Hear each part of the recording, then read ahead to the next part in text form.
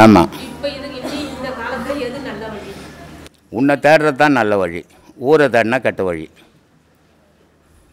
உன்னை தேடினா நல்ல வழிமா, துன்பம் இல்லாத வழி. இந்த காலகட்டம் எந்த காலகட்டம், எல்லா காலகட்டம் ஒன்று தான். மனுஷனுடைய மனம்தான் மாறிக்கின்னு வருது. அதெல்லாம் தேட முடியாது. பொண்டாட்டி புள்ள குட்டியை வச்சுக்கிறவன் திடீர்னு என்ன உணர்ந்துடணுன்னா உணர முடியுமா?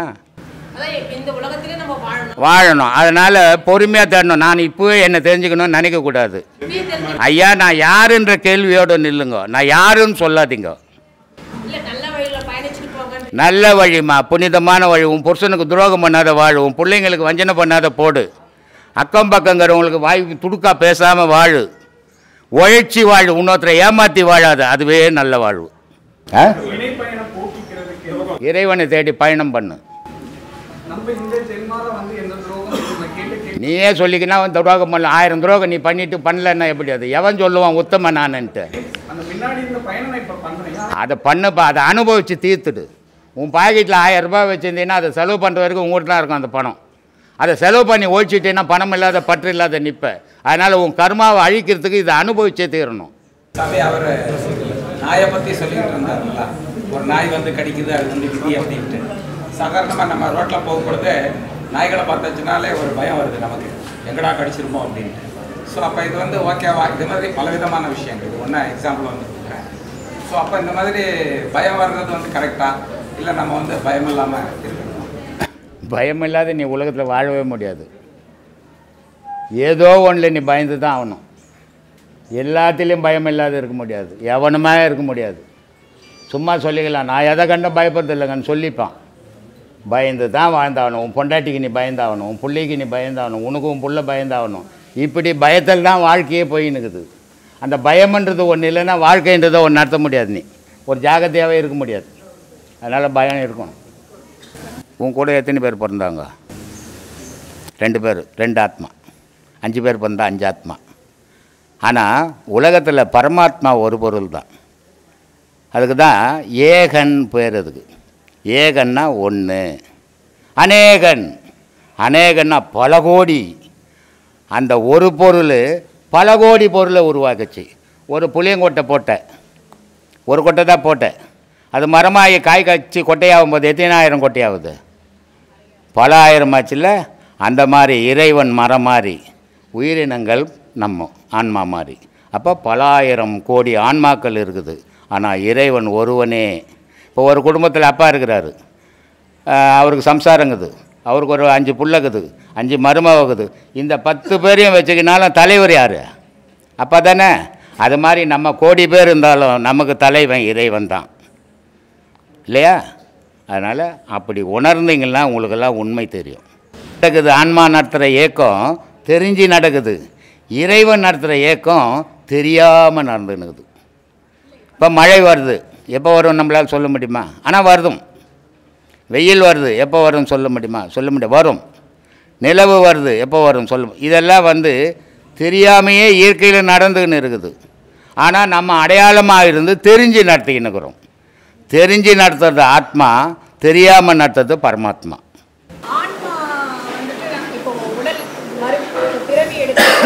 உடலை வந்து ஆன்மா உடல் எடுக்குது. அப்போ மனுஷங்களோட இன்ப துன்பத்துக்கும் அந்த அதை வந்து ஆன்மாவும் கிடையாது. இதை தான் எல்லாரும் தவறான முறையில் நினச்சிக்கிறாங்க. ஆன்மாவுக்கும் இன்ப துன்பத்துக்கும் சம்பந்தமே கிடையாது. இப்போது இன்பம்னு எதை சொல்லுது? யார் சொல்கிறது? நீங்கன்றது இருக்கட்டும். எது சொல்லுது? மனம் சொல்லுது. துன்பம்னு எது சொல்லுது? மனம் சொல்லுது. ஆன்மாவினுடைய குழந்தை தான் மனம். இப்போ நீங்கள் இருக்கிறீங்க, உங்கள் குழந்தை இருக்குது, அதுக்கு வந்து எதுவும் தெரியாது, கண்டது மேலே ஆசைப்படும், அதனால் அது துன்பத்தை அனுபவிக்கும். ஆனால் ஆன்மாவைப்பட்டு இருக்கிற நீங்கள் அதுக்கு பல அறிவுரை சொல்லுவீங்க, ஆனால் அது கேட்காது. அது மாதிரி மனிதனுக்குள்ளே இருக்கிற ஆன்மா எல்லா அறிவுரையும் மனத்துக்கு சொல்லுது. ஆன்மாவினுடைய குழந்தை தான் மனம். ஆனால் இந்த மனமாகப்பட்டது புலனுடைய சப்போர்ட்டை வச்சுக்கின்னு உலகத்தில் பல செயல்களை புரியுது. அதனால் அதுக்கு இன்பமும் துன்பமும் மாறி மாறி வருது. அப்போ இன்பம்னு சொல்கிறதும் மனம், துன்பம்னு சொல்கிறதும் மனம். அப்போ இன்ப துன்பங்கள் இருக்கிறது மனத்துக்கு. ஆனால் இறக்கும் தருவாயில் இந்த குழந்தையாக இருக்கப்பட்ட மனம் ஆன்மாவோடு சேருது. ஆன்மாவோடு சேரும்போது அது இந்த மனம் செய்த துன்பங்களை ஆன்மா தூக்கி சுமக்குது. சுமந்து திருப்பி பிறவி எடுத்து அதை அழிச்சிடலான்னு ஒரு பிறவி எடுக்குது. எடுக்கும்போதே அந்த குழந்தை பிறந்த உடனே ஆஸ்பத்திரியில் இருக்கும்போதோ வீட்டில் இருக்கும்போதோ நான் போகிறேன், போயிட்டு ஒரு 1000 ரூபாய் அதை கையில் கொடுத்து நீ டாக்டர் ஆகிடு. அதை துன்பத்தை அழிக்க வந்தது. துன்பத்தில் நான் போய் தள்ளுறேன். நான் சொல்கிறேன், நீ டாக்டர் ஆகிடு, நீ இன்ஜினியர் ஆகிடு, நீ இப்படி ஆகிடு அப்படி ஆகிடுன்னு சொல்லும்போது அது வீழ்ச்சிக்கினே பார்க்குது. இப்படிலாம் கூட ஒரு செயலுக்கு தானே ஆசை அதுக்குள்ளே வளர ஆரம்பிக்குது. வளர்ந்த உடனே அது பிறந்த உடனே அதே செயலை செய்யுது. அப்போது துன்பத்துக்கு காரணம் இன்பத்துக்கு காரணம் மனம், ஆன்மாவே இல்லை. ஆன்மா பரிசுத்தமான பொருள். ஆண்டவனுக்கு அடுத்தபடியாக உலகத்தில் இருக்கிறது ஆன்மா. ஆண்டவன் சுத்தமானவன். ஆண்டவனுக்கு பிறப்பும் இல்லை இறப்பும் இல்லை, சின்னதும் இல்லை பெருசும் இல்லை, இரவும் இல்லை பகலும் இல்லை, இன்பம் இல்லை துன்பம் இல்லை. அதான் ஆண்டவன். ஆனால் மனதுக்கு இன்பம் இருக்குது, துன்பம் இருக்குது, எல்லாம் அனுபவிச்சுன்னு இருக்குது. அது எதோடு அனுபவிக்குது? இந்த உடலோடு சேர்ந்து அனுபவிச்சுன்னு இருக்குது. நீ எதுக்காக பிறந்த தெரியாது, எதுக்கு இதெல்லாம் ஆராய்ச்சி பண்ணிங்கிற? பொழப்ப பாரு. யார் படைச்சான் உன்னை? யார் படைச்சான்? உங்கள் அப்பாவும் அம்மாவும் அவங்க ஆசையில் ஏதோ விளையாடினாங்க. நீ ஏன் வந்து பிறந்தாங்க? ஏன் வந்து பிறந்த? நீயே பிறந்துட்டு ஏன் படைச்சான்னு யாரையோ போய் கேட்குற? நீ தான் எல்லாத்துக்கும் காரணமே. பிறப்பு நீயே, இறப்பு நீயே, வாழ்வு நீயே, தாழ்வு நீயே. இன்னொருத்தர் படைக்கல உன்னை, நீயே உருவாக்கின உன்னை. ஏமா அருணகிரிநாதர் எழுதிய திருப்புகழ்ந்து ஐயோ பொல்லாதால் மாந்தாள் அந்த ஆளுக்கு அதை நம்மளுக்கு என்னத்துக்குமா மோசமான வந்தாள் சொல்லு. சினத்தவர் முடிக்கும் பகைத்தவர் குடிக்கும் செகுத்தவர் உயிர்க்கும் சினமாக சிரிப்பவர் தமக்கும் பழிப்பவர் தமர்க்கும் திருப்புகழ் நெருப்பென்று அறிவோம் யாம். இல்ல சினத்தவர் யார், பகைத்தவர் யார்? யா அருணகிரிநாதர் யார சினத்தவரா இருக்கிறாங்க, பகைத்தவரா இருக்காங்க? சினம்னா என்ன? கோபம். கோபம். பகைத்தவர்னா என்ன? விரோதி, கண்டிச்சவர். கண்டிப்பு இல்லையா? அப்போது பகையானவன் என்னை கண்டிக்கிறவன், என்னை திட்டம் பண்ணுவன், என்னை அடக்கணும்னு நினைக்கிறேன். ஏய் சைலன்ஸ். அப்போது மற்றவன் என்னை அடக்கணும், என்னை இது பண்ணணும், நான் அடிமைப்படுத்தணும்னு நினைக்கும்போது அவன் பகைத்தவன். ஆனால் அவன் பகைத்ததால் எனக்கு சினம் வருது, கோபம் வருது இல்லையா? அதனால தான் சொல்கிறார். அவர் என்ன சொல்கிறாரு? சிரிப்பவர் தமர்க்கும் பழிப்பவர் தமர்க்கும், சிரிப்பவர் தமக்கும் பழிப்பவர் தமர்க்கும் திருப்புகழ் நெருப்பென்று அறிவோம் யாம்.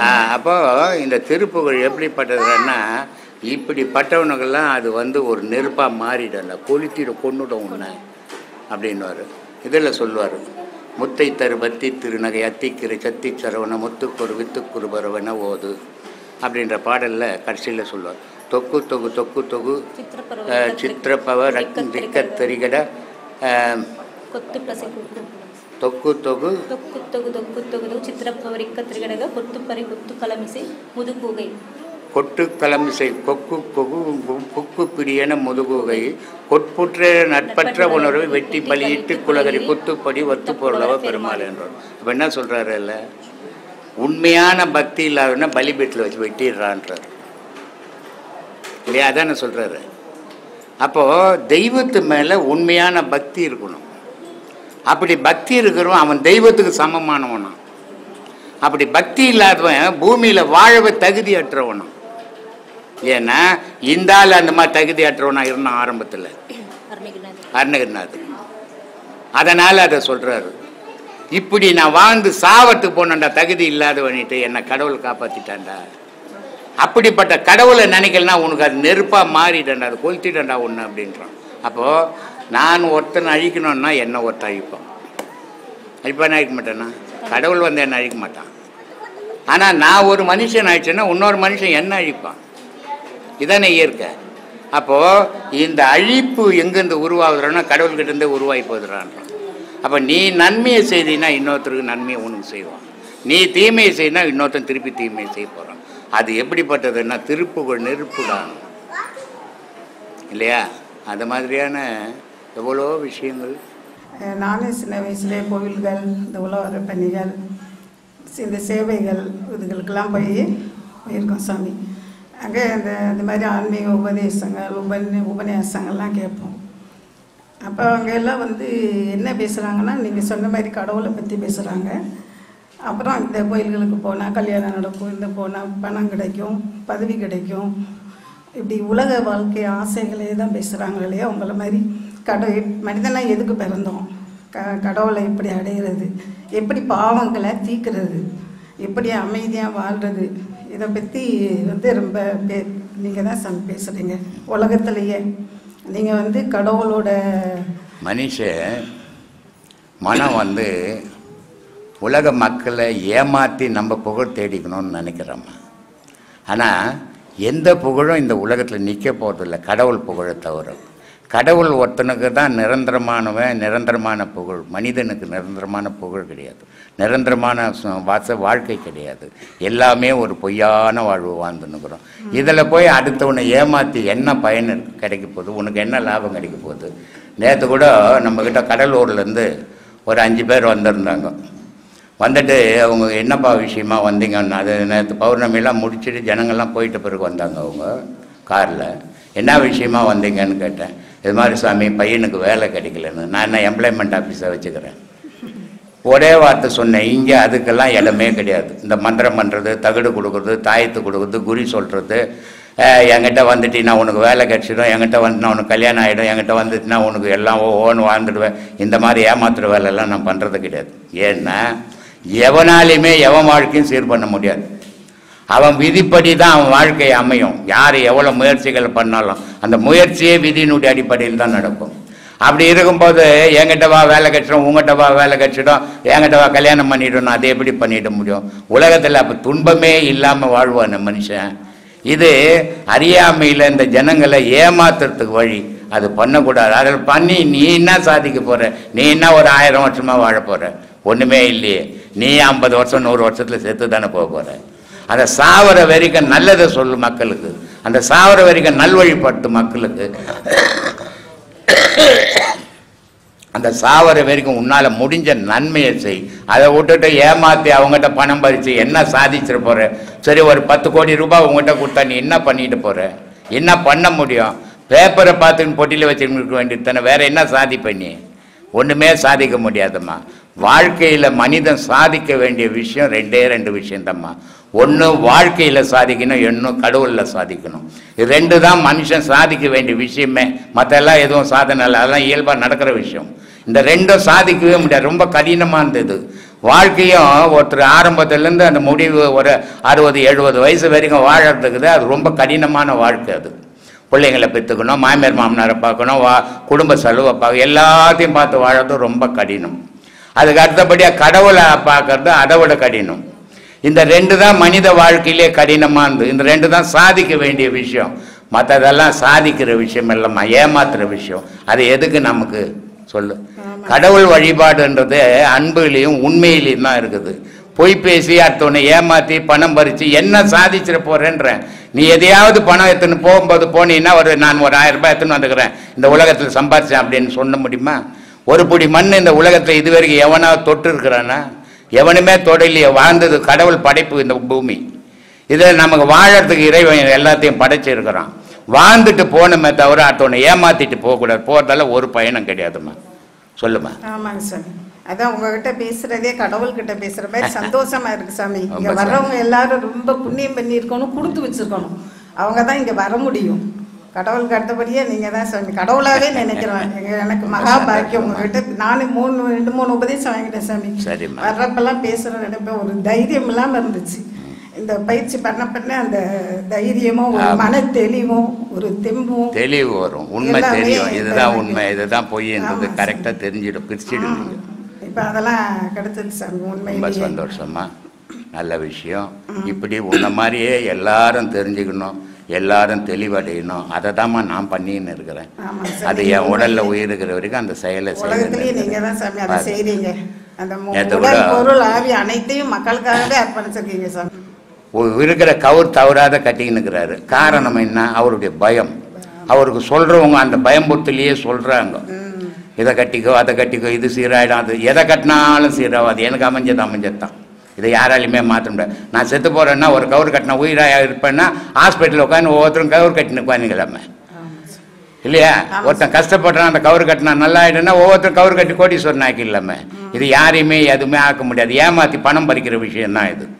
யாருக்கும் என்ன ஒரு வித்தியாசம் என்ன, அந்த கவுர் கட்டும்போது உனக்குள்ள ஒரு தைரியம், இது ஒரு கவுர் கட்டிட்டாரு, இனிமேல் நம்ம நல்லா இருப்போம் அப்படின்ற எண்ணம் தான் உன்னை வாழ வைக்கும். அந்த கவுரு வாழ வைக்காது.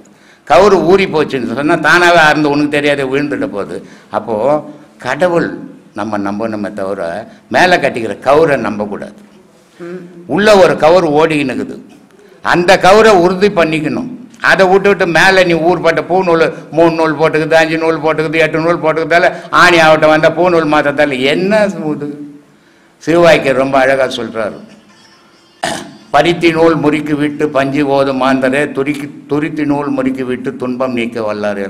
பஞ்சில் செய்த நூலை முறுக்கி மேலே போட்டுக்கிறியாடா, ஊறி போனால் அறுந்து போடுமாடா, வேறு நூல் போட்டுக்குவேன். உள்ளகிற நூலை அறுந்துன்னா வேறு நூல் போட முடியுமாடா, உள்ளகிற நூலை முறுக்கி விட்டு நல்லா உறுதி பண்ணிக்கிடா. கால நூல் கழிந்திடும் காவல் உரிமை உனக்கு பாதுகாப்பு அதுதான்டா இருக்குது. அதை விட்டு போட்டு மேலே போய் வேஷம் கட்டின்னு திரியிறியடான்றாரு. அந்த மாதிரி உண்மையை நம்ம சொல்லணும். அவனுக்கு தெரியாமல் இருக்கிறான், அவனுக்கு தெரியல, அவன் பயத்தில் வாழறான். அவனை தெளிவடைய வைக்கணும், பயம்பூர்வம் போக வைக்கணும். அதுக்காக இருக்கணும் நம்ம பேச்சு. அடுத்த ஒன்று இன்னும் மேலும் மேலும் பயம்புறுத்தத்துக்காக பேசக்கூடாது. எதுவான இருந்துட்டு போட்டோம், பேய் இருக்குது, பிசாச்சு இருக்குது, முன்னேற்றம் காட்டேரி இருக்குது, எல்லாம் இருக்குது, இருந்துட்டு போட்டோமே, நமக்கு என்ன போச்சு? நம்ம ஏன் அதை கண்டு பயப்படணும்? அது மாதிரி பேசணுமே தவிர அது பிடிச்சிக்கும் உன்ன, அது கொண்டு போடும் உன்ன அப்படின்னு பயம்புறுத்துற பேச்சு எந்த ஆன்மீகவாதியும் பேசக்கூடாது தயவு செய்து. அதுதான் மக்களை வாழ வைக்கிறதுக்கு வழி. அதை பேசி பேசி பயம்படுத்தி பணம் பறிக்கிறதுக்காக நம்ம உபயோகப்படுத்திக்க கூடாது. அது தவறான செயல். அது சொல்லுங்க சாமி. நம்ம இப்போ நம்மளோட விதியினால தான் நமக்கு எல்லாமே நடக்குது சாமி. ஆமாம். அப்போ நம்மளுக்கு துன்பங்கள் தொல்லைகள் கொடுக்குறாங்களே சாமி, உறவினர்களோ குழந்தைகளோ பிள்ளைகளோ நம்ம எல்லோரும் கொடுக்குறாங்கன்னு செய்யுங்க. அப்போ நம்ம அதை எப்படி பேசாமல் அமைதியாகவே நம்ம செய்த வினையினால தான் நடக்குதுன்னு இருந்துடணுமா? ஆமாம்மா. இல்லை இது ஏதாவது நம்ம இப்போ சாதாரணமாக ஒரு வாழ்க்கை வாழறோம், நம்ம பக்கத்திலேயே 4 பேர் வாழறோம். அந்த வாழறதுல 2 பேர் ஏழையாகிறான். ஒருத்தன் குருடாகவும் நொண்டியாகவும் இருக்கிறான், ஒருத்தன் பார்த்தா கோடீஸ்வரன் ஆகிறான். கடவுளுடைய படைப்பில் இந்த மாதிரி 4 விதமாக படைப்பான ஆண்டவன். இப்போ நீ ஒரு 4 குழந்தை பெற்றுக்கணுன்னா 4 குழந்தைய நல்லா இருக்கணும்னு நினைப்பியா? ஒரு தாய் ஒன்று நொண்டியாக இருக்கட்டும், ஒன்று குருடாக இருக்கட்டும், ஒன்று கூணாக இருக்கட்டும் நான் நினைப்பேன். கடவுள் படைப்பில் யாரையுமே குறையாக படைக்கிறதே கிடையாது. ஆனால் இந்த குறைய ஆவத்துக்கு எது காரணமாக இருக்குதுன்னா நம்ம முன் செய்த பாவத்தினுடைய விளைவு இங்கே 3 குறையாக போயிடுச்சு. அதனால் நம்ம குறையும் கூட்டமாக இருக்கிறோம். அப்போ இதை பார்க்கும்போது நம்ம தெரிஞ்சுக்கணும், நம்ம நல்லா இருக்கிறோம். அவன் பாவம் ஆள் இல்லாதக்கிறான், அவன் பாவம் கண்ணு இல்லாதக்கிறான், அவன் ஒருத்தன் வசதியாகிறான். இந்த மாற்றம் கடவுள் பண்ணுவானா? கடவுளுக்கு எல்லாரும் பிள்ளைகள் இல்லையா? கடவுள் வேற்றுமையை உண்டாக்குவானா? அப்போ இந்த வேற்றுமை எப்படி உருவாச்சு? நம்ம முன் செய்த பாவத்தினுடைய விளைவாக உருவாச்சு அப்படின்றத நம்ம தெரிஞ்சுக்கணும். அதுதான் வாழ்க்கையினுடைய ரகசியம். இந்த உண்மை உங்களுக்கு தெரிஞ்சு போச்சுன்னா யாரை பற்றியும் கவலைப்பட மாட்டீங்க, எது பற்றியும் கவலைப்பட மாட்டீங்க. இது தெரியாத போது தான் எனக்கு ஏன் இப்படி நடந்தது, எனக்கு ஏன் இப்படி நடந்ததுன்ற கேள்வி எழும். அதனால எல்லா செயலுக்கும் அடிப்படை காரணம் ஒருத்தனை ஆகலை, எனக்கு அவனுக்கும் சண்டை. நான் நினைக்கிறேன் அவன் இருக்கக்கூடாது ஊரில், அவனை வைக்கவே கூடாதுன்னு போய் குத்துறேன். சரி, அவன் செத்து போயிட்டான். அவன் குத்திட்டு அவன் குடும்பம் கெட்டு போச்சு, என்ன பிடிச்சி போய் போட்ட என் குடும்பம் தானே கெடுது. அதை யோசித்தோம்னா ஒரு நிமிஷம் அந்த செயலை மறந்துடுவோம். ஏன்னா அந்த கோபத்தினுடைய தாக்கம் ஒரு மணி நேரம் நம்ம விலகி நின்றுட்டோம்னா அது ஆறி போயிடும். அடுத்தவங்க குடும்பம் கெட்டது, நம்ம குடும்பம் தானே கெட்டது, அடுத்தவங்க குடும்பத்தை மற்ற கெட்டது நம்ம வாழலையே. இந்த எண்ணத்தை நம்ம வளர்த்துக்கணும்னா யாருக்குமே தீமை செய்ய விரும்ப மாட்டோம்மா. அதுதான் ரொம்ப முக்கியம். வாழ்க்கையில் நம்மளால் முடிஞ்சால் நன்மை செய்யணும், முடியலையா விட்டு விலகிடணும். யாருக்கும் தீமை செய்து பழகக்கூடாது. அந்த பழக்கம் தொடர்ச்சியாக பிறவிக்கு வந்துடும். நீ எந்த செயலை இந்த பிறவியில் செய்கிறியோ அது ஒவ்வொரு பிறவிக்கும் வரும். அதனால தான் நான் அடிக்கடி சொல்கிறது, உடலை மறந்துடுங்க, உயிரை நினைங்க. உயிர் தான் அழியா பொருள், உடல் அழியிற பொருள். உடல் மேலே என்ன பண்ணிங்கனாலும் அது மண்ணு சாப்பிட போகுது, ஆனால் உயிர் அழியாதது அப்படின்னு. அதனால தான் சாகா காலன்னா. சாகா கால்னா இந்த உயிர் செத்ததே கிடையாது. போகா புனலுன்னா விந்து ஒரு மனுஷன் சாகிறான்னா இவன் உடல்லேருந்து இன்னொரு உடலுக்கு போக முடியாது. அது ஒரு புகை மாதிரியே மாறிடும். அப்போ போகா புனல். வேகாத்தலை. வேகாத்தலைன்னா மழை நினைக்காது, வெயில் காய வைக்காது, ஆன்மாவை கத்தி வெட்டாது, எதுவுமே காற்று உலர்த்தாது, எதுவுமே பண்ண முடியாத பொருள் ஆன்மா. இந்த முப்பொருள் தாம்மா உலகத்தில் இயக்குது, நம்மளும் இயங்குகிறோம், கடவுளும் நம்மளை அதை வச்சு தான் இயக்கிக்கணுங்கிறோம். அதனால் இந்த உண்மையெல்லாம் நம்ம உணர்ந்தோம்னா நமக்கு வேற்றுமை வராது. சரி சாமி, ரொம்ப நன்றிம்மா. அது இன்னொரு கேள்வி சாமி. இப்போ நாங்கள் ஓரளவு வயசான பிறகு நாங்கள் இப்போ பயிற்சி பாடம் பண்ணிக்கிட்டு இருக்கோம் சாமி. உபதேசங்கள்லாம் வாங்கி நாங்கள் இருக்கிற வரைக்கும் இந்த பாடத்தை தவறாமல் பண்ணுறோம். அடுத்த பிறவின்னு இருந்தால் இளமையிலேயே அதுக்கு வாய்ப்பு கிடைக்குமா? கண்டிப்பாக கண்டிப்பாக. ஏன்னா எந்த நினைவு எதோடு இப்போ ஒரு குழந்தை 3 வயசு குழந்தை டிவியில் காட்டுறான், திருக்குறளை மாறி மாறி மாறி மாறி மாறி கேட்குறான்னு சொல்லுது. இது வயசாகி எம்ஏ படித்தவனால கூட சொல்ல முடியல. ஆனால் அந்த 3 வயசு குழந்தை சொல்லுது. இது எப்படி சொல்லும்? இது போன பிறப்பில் எதோட தொடர்பு இருந்ததோ அது இந்த பிறப்பில் செயலாக மாறுது. ஆனால் மற்றவங்களால அதை சொல்ல முடியாது. அப்போது உயிரோடு எந்த நினைவு உறவாடுதோ அந்த நினைவு ஒவ்வொரு பிறவிலையும் தொடருது. உடலோட எந்த நினைவு உருவாச்சோ அந்த நினைவு மண்ணோட போகுது. அதனால தான் நான் அடிக்கடி சொல்கிறது, உடலை மறங்க, உயிரை நினைங்க. உடலை வச்சுக்கின்னு அந்த உயிரை பாதுகாக்கணும் அப்படின்னு. இது திருமூலர் ரொம்ப அழகாக சொல்லுவார். உடல் எடுத்தது வீணர்னு இருந்தேன், உத்தமன் குடி கொண்டான் ஓம்பினேன் என்றார். இந்த உடம்பு மண்ணு துண்ண போது இது வீணான பொருள் அப்படின்னு நினச்சிருந்தேன், ஆனால் இதுக்குள்ளே கடவுள் குடியிருக்கிறான், அதனால் இந்த உடம்பை பாதுகாத்து வச்சுக்கிறேன் அப்படின்றார். அது மாதிரி இந்த உடலை பாதுகாக்கணும், ஆனால் நினைவை உயிர் மேலே வைக்கணும். இது பாதுகாத்தா தான் அந்த உயிர் அதில் நிற்கும். அந்த உயிர் இருந்தால் தான் நம்ம அதை வச்சு உலகத்தை கடவுளை சாதிக்க முடியும். அதனால் இதை பாதுகாப்பாக பார்த்துக்கணும். சரி, ரொம்ப திருவருள் உங்களோட. கண்டிப்பாக கண்டிப்பாகம்மா. என்னுடைய எண்ணங்கள் நான் எப்போவுமே ஒரு ஊரை வச்சு பேச மாட்டேன், ஒரு ஜாதியை வச்சு பேச மாட்டேன், ஒரு சொந்த பந்தங்களை வச்சு பேச மாட்டேன். உலக மக்களே தான் பேசுவேன். ஏன்னா உலகத்தில் இருக்கிற மக்கள் எல்லாரும் அமைதியோடு வாழணும், ஆண்டவனை தேடணும், கடவுளோட அடையணும். எதிலிருந்து உருவாகி வந்தோமோ அதிலேயே போய் சேரணும். அதுக்காக தான்மா நான் பேசிங்கிறேன். ஆமாங்க சாமி, நீங்கள் வர்றவங்கள மனசையும் அமைதிப்படுத்துறீங்க, வயிறையும் குளிர வைக்கிறீங்க, எல்லா வகையிலையும் மக்களுக்கு நல்லது செய்றீங்க சாமி. ஒரு அம்மா சிலோன்லேருந்து 4-5 நாள் ஆகிப்போச்சு. இன்றைக்கி அவங்களாண்ட பணமே இருந்தால் கூட இங்கே போய் சாப்பிட முடியுமா? ஒன்றுமே கிடையாது. ஒரு ஹோட்டல் கிடையாது, ஒரு டீ கடை கிடையாது. பணம் இருக்குது ஆனால் சாப்பிட முடியாது. அப்போ அவங்களுக்கு நம்ம தானே போடணும். அதனால் இங்கே 5 நாளாக தங்கியிருக்கிறாங்க. இங்கே தான் இனிமேல் தான் போவாங்க, இன்றைக்கி தான் போவாங்க. அவங்களுக்கு வரவங்களுக்கு பண்ணுறோம். யார் வந்தாலுமே இங்கே ஒன்றுமே பண்ண முடியாது, எதையுமே அவங்க யூஸ் பண்ணிக்க முடியாது. அப்போ நம்மளை தேடி வராங்கன்னா நம்ம தான் அவங்களுக்கு அதெல்லாம் கொடுக்கணும். அதனால தான் இங்கே எல்லாத்தையுமே பண்ணின்னுக்குறோம்மா.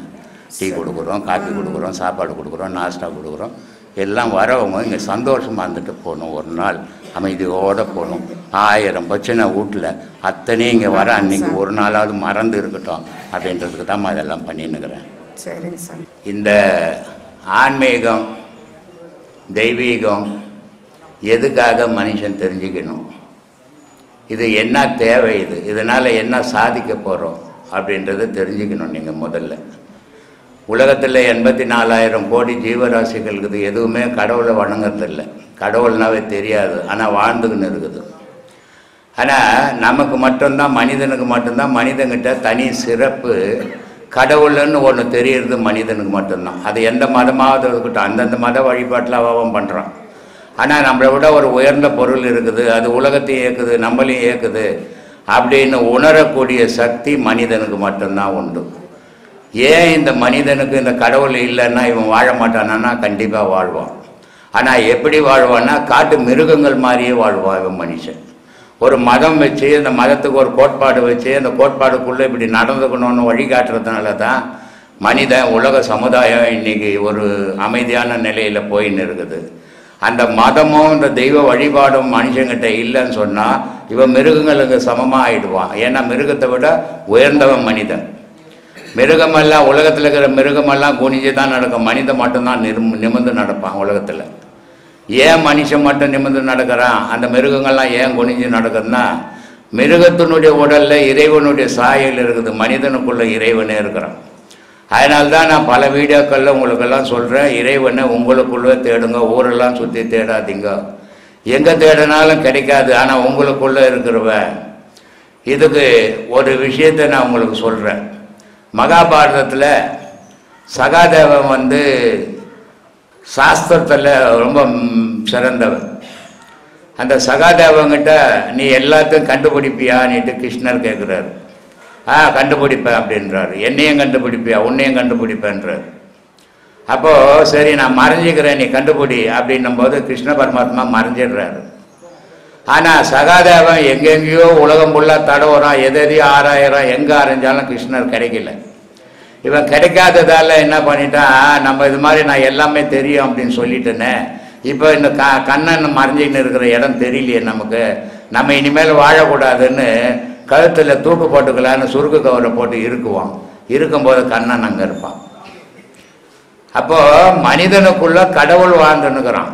அதனால தான் மனிதனால் எல்லாமே சாதிக்க முடியுது, எல்லாமே செய்ய முடியுது. மற்ற மிருகத்தால் அது உயிர் மட்டும்தான் வாழ முடியும், உலகத்தில் எந்த சாதனையும் செய்ய முடியாது. ஆனால் மனித உலகம் ஃபுல்லாக சாதனை செய்துன்னுக்கிறான். ஆனால் இந்த சாதனைகள் செய்யறது சந்தோஷமான விஷயந்தான். ஆனால் இந்த சாதனையோடு சேர்த்து வேதனையை உண்டாக்குறாங்க பாரு, அது துக்ககரமான விஷயம். மனித வாழ்க்கையே அமைதியில் வாழணும்னு நினைக்கிறோம். ஒருத்தனை ஒருத்தன் அபகரித்து வாழக்கூடாது, ஒருத்தனை ஒருத்தன் ஏமாற்றி வாழக்கூடாது, ஒருத்தனை ஒருத்தனை அடித்து வாழக்கூடாது. எல்லோரும் உலகத்தில் உயிரோட இறைவனுடைய கருணையால் நம்மெல்லாம் உருவாகிருக்கிறோம். அந்த இறைவனுடைய கருணையாலே எல்லாரையும் இறைவனாகவே நம்ம பார்த்தோம்னா அந்த வேற்றுமை வராது. ஆனால் நம்மளை மட்டும் உயர்ந்தவனாகவும் மற்றவனெல்லாம் தாழ்ந்தனாகவும் நினைக்கும் போது தான் அந்த வேற்றுமையே வருது. அதனால தான் நான் இந்த ஆசிரமத்தை சொல்கிறது, இங்கே யாரும் உயர்ந்தவனே கிடையாது, என்னோட சேர்த்து தான் சொல்கிறேன். இங்கே யாரும் தாழ்ந்தவனே கிடையாது, எல்லாம் ஒரே மாதிரி சமந்தான். ஏழை பணக்காரன், ஜாதி உயர்ந்த ஜாதி தாழ்ந்த ஜாதி இங்கே கிடையாது. ஏன்னா ஒரு தெய்வ வழிபாட்டில் இருக்கும்போது அவனுக்கு வேற்றுமை உண்டாகக்கூடாது. உண்டாச்சுன்னாவே அங்கே தெய்வ வழிபாடு நடக்காது, அந்த வேற்றுமை தான் நடக்கும். அதனால் வேற்றுமையை மனித மனசில் இருந்து கலைஞ்சிடுங்க, ஒற்றுமையை தேடுங்க, அன்போட வாழுங்க, ஆண்டவனை அரவணைச்சு போங்க. ஆண்டவன் கடவுள்ன்ற ஒருத்தன் இல்லைன்னு சொன்னால் மனிதன்ற ஒருத்தன் இருக்க மாட்டான். அதனால் கடவுள் வாழணும், கடவுள் வாழும் போது தான் நம்ம வாழ்வோம், நம்ம வாழும் போது தான் உலகம் செழிக்கும். அதனால் அமைதியோடு வாழ கற்றுங்க, ஆரவாரத்தை மறந்துடுங்க, அமைதியாக மனசில் கடவுளை தேடுங்க. இதை சிவவாய்க்கர் சொல்கிறாரு, ஓடி ஓடி உட்கலந்த ஜோதியை நாடி நாடி நாட்களும் கழிந்து போய் வாடி வாடி வாடி போன மாந்தர்கள் கோடி கோடி எண்ணிருந்த கோடியோ. கடவுளை தேடி காடு மலையெல்லாம் சுற்றி செத்து போனோம் எவ்வளோன்னு எண்ணியே சொல்ல முடியாதுடா. அவ்வளோ பேர் சுற்றி செத்து போட்டான், கடவுளை பார்க்கவே இல்லைடான். சரி சாமி, கடவுளை பார்க்கல, அப்போ பார்க்கறது என்னதான் வழி அப்படின்னா சொல்கிறார், ஒரு தரித்த நாடியில் ஒடுங்குகின்ற வாய்வினை கருத்தினால் இருத்தியே கபாலம் ஏற்ற வல்லாரேல் விருத்தரும் பலராவார் மேனியும் சிவந்திடும் அருந்தரித்த பாதம் அம்மை பாதம் உண்மைன்றது. கடவுளை முனுக்குள்ளவே தேடுறா, கண்டுபிடிச்சிடலாம் நீ. ஆனால் ஊரெல்லாம் இந்த அட்ரஸாக கொடுத்துக்குது கடவுளுக்கு, இங்கே இந்த ஊரில் இருக்கிறேன், இந்த கோயிலில் இருக்கிறேன்ட்டு கண்டுபிடிக்கவே முடியாத, தேடி செத்து போனுவேன். நமக்குள்ள ஒரு பெருஞ்சோதி எரிஞ்சிக்கின்னு இருக்குது, அந்த ஜோதியை பாருங்க, அதுதான் மோட்ச வீடு, அதுதான் மோட்சத்துக்கு வழிவகுக்கும் அப்படின்னு எல்லா மகான்களும் நமக்கு சொல்லி கொடுத்துக்கிறாங்க. அதன்படி நம்ம நடந்தோம்னா நம்மளை நம்ம அறியலாம். மனிதன், நான் கிளாஸில் அதிகமாக பேசுகிறத கடவுளை பற்றி நான் பேச மாட்டேன். மனுஷனை பற்றியும் மனுஷனுடைய மனசை பற்றியும் வாழ்க்கையை பற்றி தான் நான் அதிகமாக பேசுவேன். ஏன்னா கடவுளுக்கு என்ன குறை, அவரை பற்றி பேசி என்ன சாதிக்க போகிறோம்? அவருக்கு என்ன இல்லை? பொண்டாட்டி இல்லையா, புள்ள இல்லையா, சோறு இல்லையா, ஊடு இல்லையா? எல்லாமே உலகத்தில் அவன் தேவை இருக்குது. நம்மளும் அவனுக்காகவே இருக்கிறோம். அப்புறம் அவனை பற்றியே பேசி என்ன சாதிக்க போகிறோம்? ஆனால் இந்த பாழா போன மனம் வெம்பி வெதும்பி போயிருக்குது, இது சீர்படாத இருக்குது. அதனால மனசை பற்றி பேசுங்க, மனுஷனை பற்றி பேசுங்க, வாழ்க்கையை பற்றி பேசுங்க, அப்புறம் கடவுளை பற்றி பேசுங்கன்னு சொல்கிறேன். கடவுள் வழிபாட்டில் வேற்றுமையே கிடையாது. உன் கடவுள் உயர்ந்தது, என் கடவுள் உயர்ந்தது, எந்த கடவுளும் உயர்ந்தது இல்லை. எல்லா கடவுளுன்ற பேரே உயர்ந்த பேர் தான். கடவுளுக்கு அடுத்தபடியாக வாழறவன் உலகத்திலேயே மனிதன் தான். இந்த மனிதனால் மட்டும்தான் கடவுளை அடைய முடியும். அந்த அடையத்துக்கு தான் இங்கே வழி சொல்லி கொடுத்துன்னுக்குறோம். இதை சீரான முறையில் உபதேசம் வாங்குறதாலேயோ இல்லை இங்கே வரதாலேயோ ஒன்றும் சாதிச்சிட முடியாது. இங்கே வாங்குகிற பாடத்தை நீங்கள் முறையோடு செய்தீங்கன்னா கண்டிப்பாக உங்கள் மனதிடமாயிடும். எந்த மனக்கவலையிலேருந்து வெளியே வருவீங்க, எந்த துக்கமும் உங்களை தாக்காது, பயம்ன்றது அறியாமல் போயிடுவீங்க. இதெல்லாம் இந்த பாடத்தினுடைய வலிமை. இதெல்லாம் நம்ம பின்னாடி நம்ம வாழ்க்கை இப்படி ஆகிடும், நம்ம பயப்படுவோம், வாழ்க்கையில் நடுக்கம் வந்துடும் அப்படின்னு தான் மகான்கள் நமக்கு முன்னாடியாகவே இதெல்லாம் கொடுத்துருக்குறாங்க. அதை நம்ம சீரான முறையில் பயன்படுத்திக்கணும்னா நம்ம சரியான முறையில் வாழலாம், தைரியமாக வாழலாம். யாரையும் தாழ்த்தி வாழாதீங்க, யாரையும் உயர்த்தி வாழாதீங்க. ஒருத்தனை நீங்கள் எப்போ உயர்த்துறீங்களோ அப்போ இன்னொருத்தனை தாழ்த்திடுவீங்க. இதுதான் மனிதனுடைய இயல்பு. அப்போ யாருக்கும் யாரும் உயர்ந்தவன் இல்லை, யாருக்கும் யாரும் தாழ்ந்தவன், எல்லாம் சமம். இறைவனுடைய படைப்பு எல்லாம் சமமாக படைச்சிருக்கிறான். ஒருத்தன் இன்னைக்கு பணக்காரனாக இருப்பான், நாளைக்கு அவன் பிச்சைக்காரன் ஆகிடுவான், பிச்சைக்காரன் பணக்காரன் ஆகிடுவான். இது உலக சுயற்சி. இந்த சுயற்சியில் வாழற மனிதர்கள் ஒரே மாதிரி மனமோடு இருந்தோம்னா அமைதி கிடைக்கும். அமைதியோடு வாழுங்க. அதுதான் ஆண்டவனுடைய வழிபாடு. நன்றி, வணக்கம்.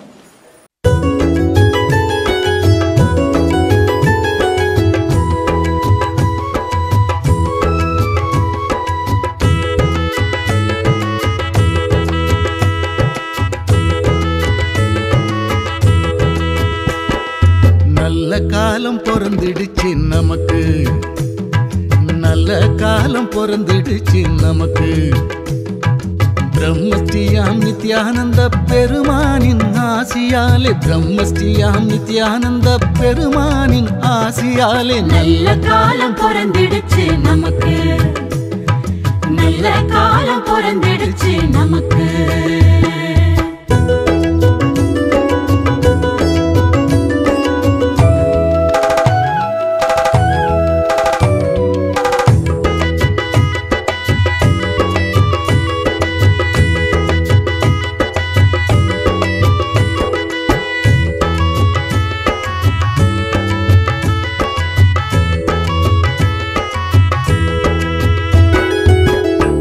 வந்தோம் உள்ளத்திலே திருப்பம் வந்தது, கூடி வந்தோம் குடும்பத்திலே குறைகள் தீர்ந்தது.